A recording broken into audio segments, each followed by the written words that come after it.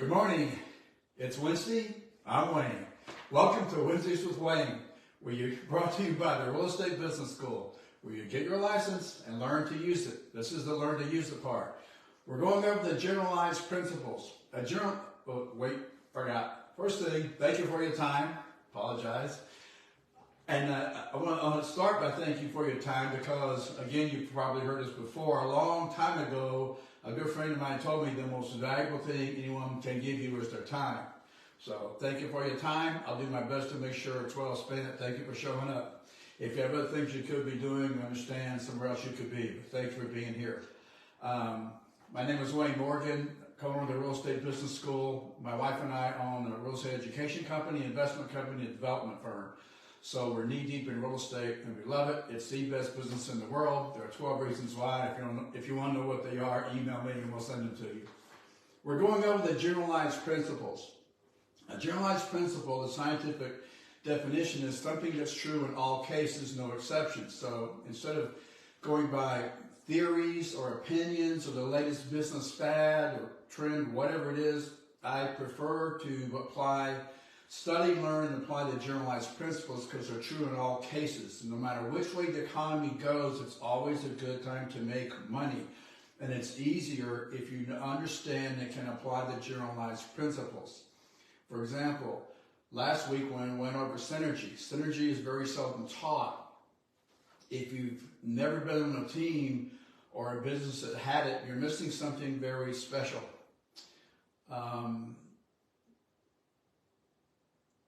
In my mind, the education system has done a lot of damage. It's done more harm than good to most people that I know. Not the teachers, it's the system that I'm talking about. Most teachers that I had worked very hard for very low pay, did a great job, look what they did to get care of the students.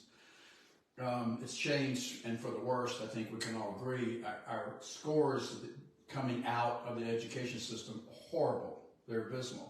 The whole thing needs to be thrown in the trash and start over. But what they teach in there is be good, do as you're told, make good grades, get a good job, work hard, save your money. Recipe for disaster. Hard work is an overrated activity. If you save money, you'll lose it. The whole thing's a mess. It's a recipe for financial disaster. The other thing they teach is, I was very confused because I played football in school, and the coach would say, you guys need to, if you're going to win, you got to learn to play together. You got to cooperate. You got to learn to get along, function, practice, and be working together. Cooperation is the name of the game and a team sport. And then I thought, okay, great, so we did that. Then I go back into class and they say, study by yourself, take tests on your own, and they call cooperation cheating. I was very confused. So I left confused, and I spent a couple of decades confused. And then finally I did some training. I started working, plowing money back into myself, and figuring out, my most best time and money spent was on me. And I set out to discover, why am I here? What's my role? What am I supposed to be doing? How will I know if I'm doing what I'm supposed to be doing? Sure, there's more to life than just working for money.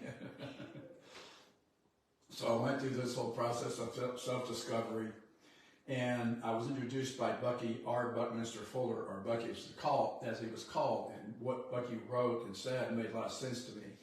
So I've been studying not man's laws, but nature's laws. What are the generalized principles? How do I get on in the world? How do I apply them? And so synergy is a generalized principle. It's not often taught in school for the reasons I stated. When they go study by yourself, take tests on your own, cooperation is cheating. Well, synergy is all about cooperating. It's about getting a team together that works harmoniously. And there's several keys to synergy, and went over last week, so watch the video if you want. It's still on Facebook, it's still on our YouTube channel. But today I'm going to talk about another generalized principle. And this is the principle of ephemeralization, or leverage, or doing more with less. Leverage is simply doing more with less to the point you do everything with nothing. So there are 7 ways to leverage. I'm going to go over these as best I can. And then I'm going to ask you a question at the end. So thank you for showing up. The one way to leverage is people, okay? One person alone, you can only produce so much, let's face it. So if you look at this is our business blueprint.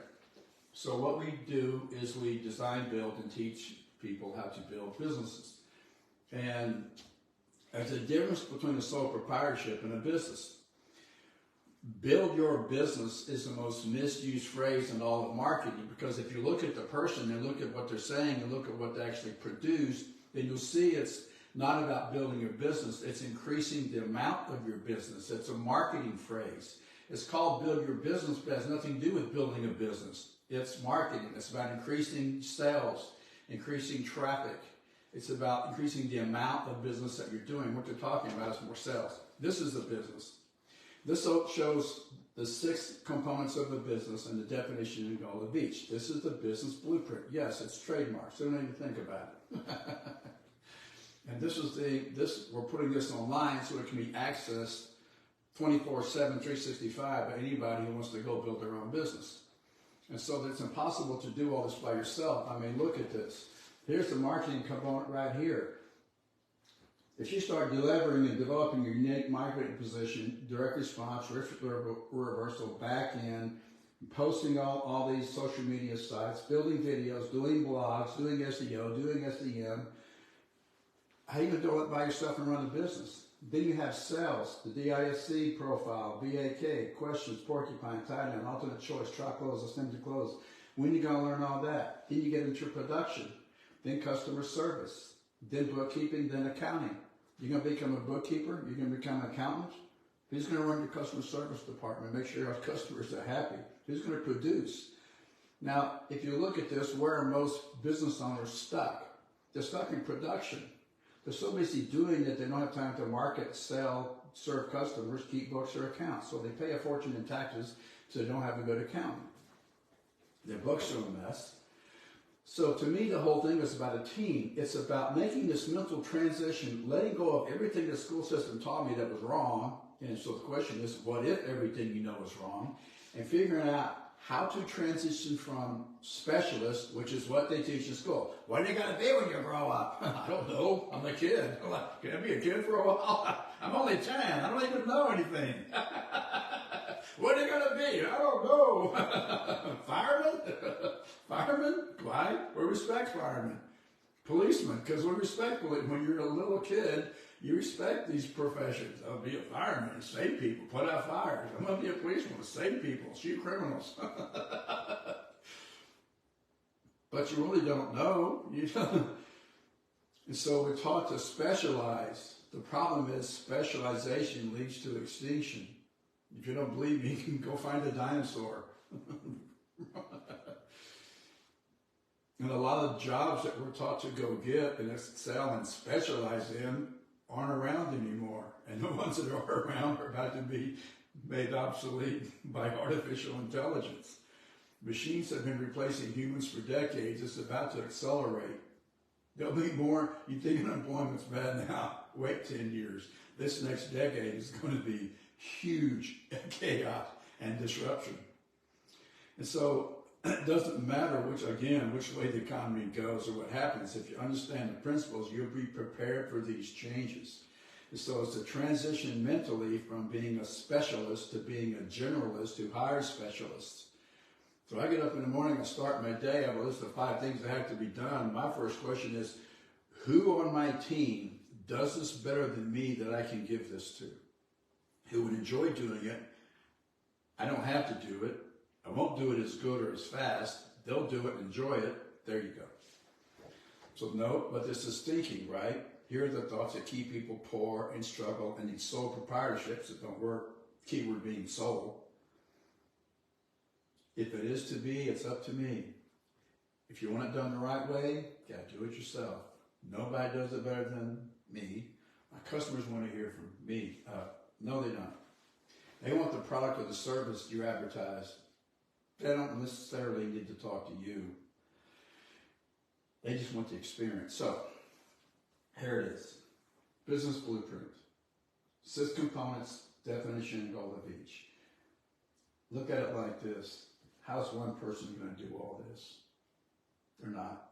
So, that comes down to team. Now, when it comes down to people, how do you get the right people to do the right thing at the right time? That's what we went over last week. So, you've got to have a team. No one succeeds alone. And as I've said over and over, if you're the smartest person on your team's in big trouble. So this is the mental transition. So, I mean, think about it like this. People argue with me all the time. Good people are hard to find. You can't find good help. Blah, blah, blah, blah, blah. What they're really saying is, I don't know how to hire the right person, and I don't know how to get the right people to do the right thing at the right time. That's really what they're saying. They just cloak it with something else. And they hope you'll go into collusion with them, agree with them, and so they can go about their merry way and not to deal with people. But you're not alone on the planet, so you might as well figure out how to do it, deal with people. People are the strength of the organization. The organization is no more than the people in it. And so, you know, are you going to, I don't know if you get physicals annually, but are you going to do the physical yourself? Are you going to grow your own food? Are you going to defend your own lawsuits? Are you going to clean your own teeth, fill your own cavities, install your own braces, adjust your own back, repair your own air conditioner, repair your own car, do your own taxes, patch your own roof, do your own surgery? I mean, look, you're hiring specialists already. All I'm suggesting is you do it in your business. You find people who are better at those tasks than you are. You bring them on, they'll do it better. They want to do it. You don't. There's things you're not going to want to do in your business. Find somebody who's going to love to do them. Well, the answer is no, no, no, no, no. You have to hire someone who specializes in those fields. So why not? So it's a whole transition from sole proprietor to business. And if you can't leave it, it's not a business. If you can't walk away for at least a month and it'll keep running without you, it's not a business. It's sole proprietorship is doomed to failure. So one way is through people. Finding and hiring talented people. Okay. The next way is products. So we have lots of products. Books. I've written 25 real estate books. 26 is going to be up pretty soon. It's going to be a good one too. One of my best. You have this as a product. This will be available online. It's building it right now. How to build a business. You don't have to go to college to learn this anymore. We have all our courses are online. So there's two ways you can do products. My brother, he's very, very successful at what he does. He rebuilds engines. He's got an engine shop in South Houston. He makes his money. He takes it and he buys rental properties with it. He's got, 20 or 30 rent houses. So makes a ton of money in his business, makes a ton of money in his houses. And his business model is really different from mine. They both work, but they're really different. And what he does is he buys these old motors, takes them apart, so there's all this labor involved, take it apart, put it in the vat, chemicals, clean it all up, measure the parts, throw away the ones that are not reusable, take the ones that are reusable, buy some new ones, put the thing back together, put the engine together, then you got to market it, then you got to sell it, then you got to deliver it, then you got to warranty it. And every time he wants to get paid, he's got to repeat this whole process, which is fine, and it works great, and does quite well. There are a lot of companies like that are great and do quite well. If you're in the technology business, which is the business that we're in, we take a real estate course. It's kind of a pain in the neck to get it done. A lot of rules, a lot of regulations. They're very precise. Dot the I's, cross the T's. But once you get it built, that's it. You sell it over and over and over again. So both work. So if you're looking at products, you got to figure out, which one. The thing about real estate is you have no product. You look at these realtors, they approach somebody, hey, I've got a buyer and I need a house to sell. Do you want to sell your house? No. Don't anybody wants to sell their house? My neighbor's talking about selling their house. Oh, great. Can I talk to them? Sure. They're right over there. Do you want to sell your house? Sure, I'll sell it to you. So that's a great thing about being in real estate. You don't own any inventory. You don't have to deal with all that, which is pretty cool. So product is another way. So you have people, you have products. You have money. Money is one of the best ways to leverage. So how do you do that? Well, let's say you want to buy a house, okay? You have two options. You can pay cash, you can put some down and borrow the rest. So let's say you save $50,000 and you want to buy a house. What can you do? Well, you can buy a $50,000 house and pay cash. Well, where do you get a $50,000 house? Well, not around here, you're not. So, I don't know. I guess drive till you find one. It's like interest rates, right? Right now, land is so expensive. Urban Austin, you have to drive and drive and drive. You got to drive till you qualify. With rates being what they are now, you're halfway to Dallas. I'm at 7%. Oh my goodness. We're past Florence now. We may be north of Killeen. So you could pay 50, or you could. How much house could you buy with $50,000? Well, it depends on your borrowing capacity. This is why we need a financial education. So you go to a lender, find a good lender. They'll tell you, look at your credit, they'll look at your debt, how much debt you're carrying, how much you're spending a month on debt, how much you're free to spend on a house, and they'll back into the payment, and they'll tell you all this. So let's say, so the answer is it depends. It depends on the person. So let's say you got several buckets of cash. You got down payment, closing costs, prepaids, all this stuff to close. So let's say you got $400,000 house. You put 10% down, or $40,000. You allow $10,000 for closing costs, so there's your 50. You borrow 10% down. You put $40,000 down. You borrow $360,000. You make the monthly payments, and off you go. So one way to leverage it, use a lever called borrowing. And a lot of people say, don't borrow money, get out of debt. Well, yeah, maybe. There are a couple of people out there, some well-known pundits who say, get out of debt. There's nothing wrong with debt, but you understand the difference between good debt and bad debt. So to me, real estate, especially if you got somebody else paying for it, is good debt. So the other thing you could do is, let's say you have no cash, but you find something you want to buy. Well, is it possible to do this? Yes, it is. All you got to do, let's say you find a project you want to invest in. And let's say it's, I don't know, $14 million you think is the fair market value of this stuff when you get done with it. Let's say you can do it for $8 million. You need $3 million in equity and $5 million in debt. So how do you get this? Well, you go raise it. You raise $3 million from equity investors. So you start calling people that you know. You be careful, because once you start raising equity, you're going to be regulated by the Securities and Exchange Commission. You understand whether that's a 506B, C, D. There's certain rules and regulations, whether you can advertise, whether you can't, whether you need a relationship, whether you don't, accredited investors, non-accredited investors, sophistication questionnaires, all this stuff. You need to know this so you can make sure you color inside the lines. Don't mess around with this. So learn the rules and do it properly. But you raise this equity, and then you go to the bank and you get $5 million in debt. So now you've raised your $8 million. You go raise your $8 million, you sell the project out, you make $14 million, you've got what, $6 million in profit, right? You pay the bank back their 5.3, because they're going to have an interest carry on that, of course, which is fine. And so you've got what, 3.7 left, you split that, and everybody gets 2.85, and investors get their money back, plus 2.8, you make 2.8, you don't have a penny in it. So another way to leverage is through money. You've absolutely done all this with nothing. Another way is communication.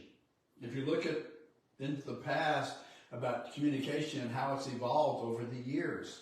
I mean, when people back in the days of initially with caveman, cavewoman, I don't know how they communicated. This were walking around grunting at each other. I don't know. I wasn't there. I don't think. But eventually we developed a spoken word, And then we agreed on what words meant. So we created this thing called language. And then some of them created a paper, created a pen, and then we had the spoken word, then we had the written word. Then we had ways to deliver the written word. And we'd write down notes. I see it in these movies with these kings and queens and castles and the medieval ages, and they would write a note and give it to a guy, and he'd take it, get a horse and take it across the country to the other guy, and he'd send it back. How long does all that take? Oh yeah, they didn't have watches. Sundial, hello. Then everybody started coming west, migrating from east to west. We're sending mail through the horses, Pony Express. If somebody invents the telegraph, now you only go over wires through the sky. Then Bell invents the telephone. Now it's no wires. You're just calling people on the phone. And it keeps evolving and evolving and evolving. Now, then they had this organization set up. It said the Pony Express, man, this is not getting it done. We need more guys and more horses. So they created this organization called the United States Post Office. Now they deliver the mail. They just bring it to you every day. Well, now people say, well, that's kind of good, but now we have electronic mail. That's amazing, you know.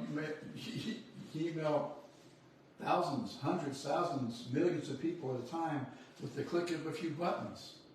It's amazing how communication has evolved. It's incredible. And now we got this thing, it's called a cell phone. I don't know why it's still called a cell phone. I think they're called smartphones now, or mobile devices. Really, they're mini computers with huge capacity. I mean, if you look at a computer, you talk about doing more with less. I mean, you're watching me right now on one. I mean, this thing's incredible. Are you kidding me? It's amazing. So now you can communicate faster, better, over longer distances and less amounts of time than ever before. So communication is another way that the generalized principle of leverage is being applied. Another one is transportation. Now, if you look at transportation, it's incredible. At first, how would people get from point A to point B? Well, back to our caveman, buddy, they'd walk. If they're really in a hurry, they'd probably run. But that was it. Then they domesticated animals and rode them. Then they built a cart and got the animals to pull the cart. Then they got more and more horses pulling bigger and bigger carts, and they built wagons, and they settled the West, and then they built the railroads, and then they had automobiles, and then they had internal combustion engines, and then they built, and people were driving cars and riding in trains and riding in carriages and getting from point A to point B and getting around. And then some guy says, well, why don't I take you where you want to go, and you pay me a small fee? And the taxis are born. Then limos are born. And now you have Uber and Lyft where you have ride share. And next thing you know, they're not, internal combustion engines seem to be on their way out. I don't know. But we've got a lot of electric vehicles on the road now. So no more engines, no more all those moving parts. It's just batteries. And it's quiet, and it's fast, and it's fuel efficient. It's I was going to say economical. They're kind of pricey, but there's no maintenance. You buy tires every couple, 2.5, 3 years. So the tires wear a little faster because of all the weight of the batteries, but you're not filling up with gas. You're not getting your oil changed. It's just amazing how we're applying this principle of more with less to everything. I mean, now in the future, they've got driverless cars. They don't even need a driver anymore. Now they're driverless. So you've got 18-wheelers running back and forth across the country with huge payloads with no drivers in them. I mean, this is happening right now. It's amazing to me. I mean, next thing you know, you're going to get an app on your phone, summon a car. It's going to show up at your door. There's not going to be anyone in it. You get in it. It takes you to the airport, where you jump on a plane that flies you across the world. You do all this in a day. I mean, you talk about doing more with less. Europe in a day. It's incredible. So the same with water canoes. Same with water. You know, canoes to bigger boats to ships to luxury liners. These luxury liners are huge. And now we have airplanes today. I Googled this morning. Today in America, globally, there are 100,000 flights a day, every day around the world. In 2019, U.S., 763 billion miles people flew. 763 billion miles in 2019. U.S. passengers on airlines. 763 billion miles. It's incredible of how we're doing so much more with so much less. And then you look at weapons. Weapons is another way to do more with less. I mean, first we had, fists. And then we didn't want the big guy to get too close to us, so we picked up a rock and hurled it at him. Then we got slings, David and Goliath, right? And then we got clubs. Then we built spears. Then we took the spear and put a bow and made a bow and an arrow. And then the Bronze Age came, and we built cannons, and gunpowder was invented.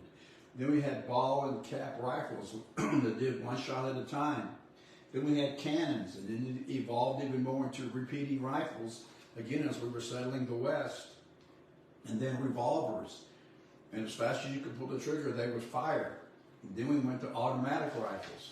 And then just toward the end of the Civil War, Gatling invented the Gatling gun. It's a barrel with barrels around it, and as fast as you can crank, it spits out bullets. And then they made machine guns, and now they've got this plane called the A-10 Warthog. I don't know if you've seen this thing or videos of this thing, but if you want to see the evolution of arms, weapons, and the application of leverage of doing more with less in terms of weaponry, Google A-10 Warthog and watch this thing, because what it is, it's a 20-foot long Gatling gun with wings. It's an airplane wrapped around this huge Gatling gun. This thing will shoot 4,200 rounds per minute. Per minute. That's 65 rounds a second. Now you can picture this. It's got this huge motor on it that spins so fast. I mean, this thing is a killing machine. So Google that and prepare to be amazed. It's amazing what these things will do. So if you look at our military, their ships, the arms the soldiers carry, the sailors, the Marines, the Air Force, the Army, the military establishment in America has figured out a way by using leverage to kill more and more people at greater distances in less time than ever before. It's amazing. So enough about death. Let's talk about living rate, agriculture. In 1850, there were 98% of the population was in agriculture. In 1900, about 40%.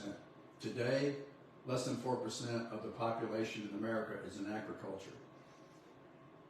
But we could supply 9 billion metric tons of food a year, or 2.4 times as much as we need to feed every person on the planet.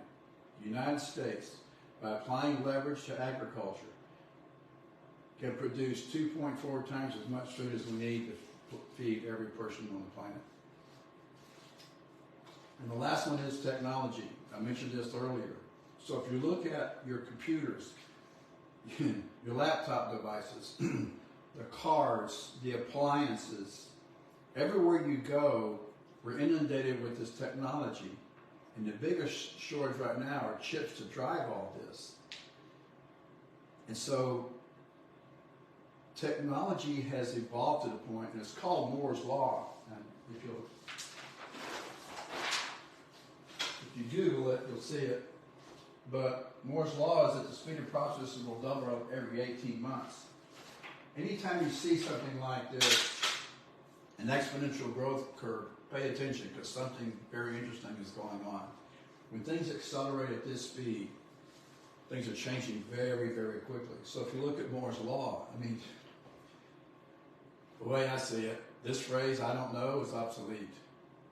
I mean, just ask Google, internet. It's amazing how much you can find. Like, how much does an M&M weigh? How do I cook a roast? How do I grow beans? It's amazing to me how technology has changed our lives and will continue to do so. So if you think it's been interesting now, I think the next decade is going to be something very interesting. It's going to be happening. So if you look at all the things around you and how technology is changing our world, we're doing so much more with so much less. We're pretty much doing almost everything with nothing right now. I mean, get food delivered to anything you want delivered to your door. A lot of cases overnight. It's just incredible. So when you look at, again, people, product, money, transportation, communication, weaponry, agriculture, technology, these are all different ways you can do more with less. So think about this. How would you apply this generalized principle of leverage or doing more with less in your own life? Because again, hard work is a highly overrated activity. The key to success is laziness. If you can figure out how to leverage it out to somebody else, how can you find specialists to do things better, faster than you? Put your team together, get your business built. That's it. Generalized principle of leverage. I'm Wayne Morgan, Real Estate Business School. Get your license, learn to use it. This is the learn to use it part. How would you use the generalized principle of leverage to do whatever it is you need to do? This has been Wednesdays with Wayne. See you next Wednesday. I'm Wayne, 9 o'clock every Wednesday. Thank you again for your time. Thank you for showing up, and I'll see you next week. Thanks. Bye.